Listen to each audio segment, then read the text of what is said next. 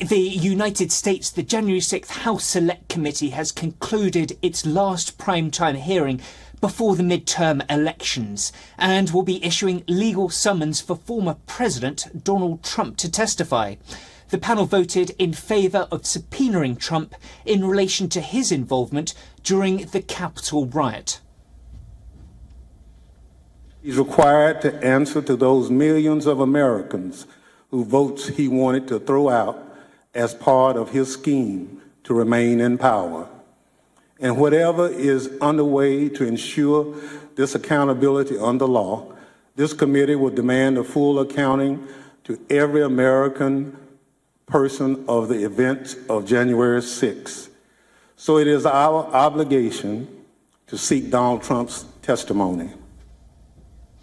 All 9 committee members voted to subpoena Trump and documents and testimony, a decision he expectedly blasted.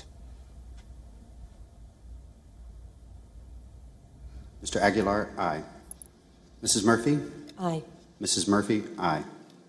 Mr. Raskin? Aye. Mr. Raskin, aye. Mrs. Luria? Aye. Mrs. Luria, aye. Mr. Kinzinger? Kinzinger, aye. Mr. Kinzinger, aye. Mr. Chairman? Aye. Mr. Chairman, aye. The clerk will report the vote. Mr. Chairman, on this vote, there are 9 ayes and 0 noes. Ms. Cheney? Aye. Ms. Cheney, aye.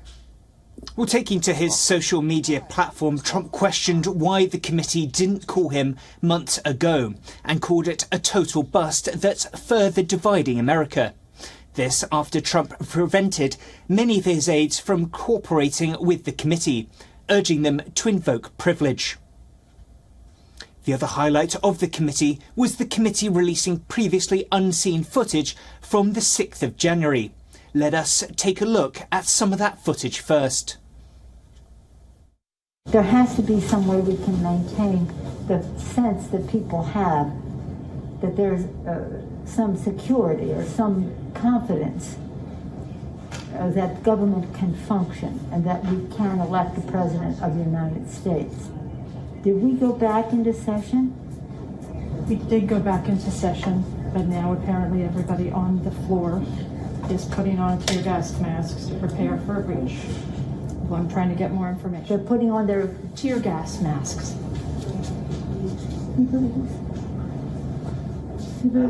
I'm going to call up the effing Secretary of DOD. We have some senators who are still in their hideaways. They need massive personnel now. Can you get the Maryland National Guard to come too? Oh my gosh, they're just breaking windows, they're doing all kinds of, it's really, that they said somebody was shot. It's just horrendous, and all at the instigation of the President of the United States. Yeah, why don't you get the President to tell them to leave the Capitol, Mr. Attorney General, in your law enforcement responsibility. A public statement, they should all leave. Well, as you saw, the US House Speaker and Senate Majority Leader phoning security officials for help during the deadly assault.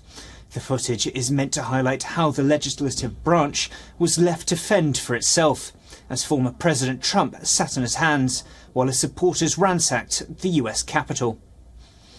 The committee also disclosed snippets from the nearly 1 million documents they've received from Secret Service, detailing how officials knew days before January 6th the violence that could unfold. In an email sent on the 26th of December, a Secret Service field office relayed a tip that the Proud Boys planned to march into Washington. In this report, received on December 26th, the Secret Service field office relayed a tip that had been received by the FBI. According to the source of the tip, the Proud Boys plan to march armed into D.C. They think that they will have a large enough group to march into D.C. armed, the source reported, and will outnumber the police so they can't be stopped. The source went on to say their plan is to literally kill people.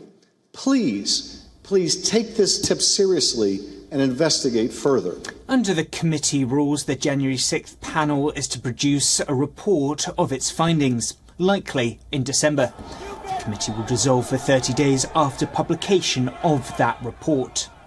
And with a new Congress in January, the House committee has been meeting for over a year and has held a few high-profile hearings in its attempts to gather interviews and evidence from the day of the riot. Well, for more on this, our correspondent Susan Tehrani joins us live from London. Susan, thank you so much for joining us. Just first of all, how much of a bombshell was this from the January 6th committee calling for that subpoena?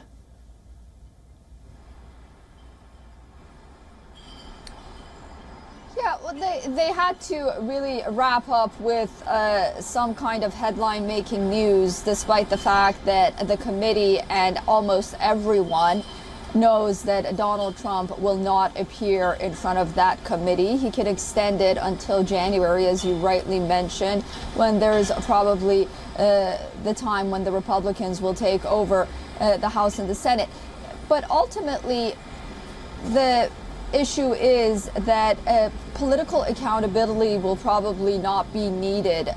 What the January 6th committee cemented was Donald Trump's recklessness after November 3rd and his dereliction of duty on January 6th. So, but then ultimately you have to wonder whether or not all of this fiasco and these hearings were really needed to constantly make sure that the American public was aware that Donald Trump was denying the outcome of the 2020 elections, because every rally that he's been to and every opportunity that he's had, he's made those comments himself. It's really been no secret.